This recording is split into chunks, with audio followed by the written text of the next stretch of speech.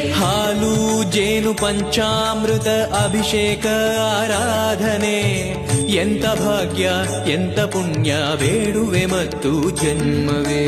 ಹಾಲು ಜೇನು ಪಂಚಾಮೃತ ಅಭಿಷೇಕ ಆರಾಧನೆ ಎಂತ ಭಾಗ್ಯ ಎಂತ ಪುಣ್ಯ ಬೇಡುವೆ ಮತ್ತು ಜನ್ಮವೇ. ನಾ ಬೇಡುವೆ ಮತ್ತು ಜನ್ಮವೇ.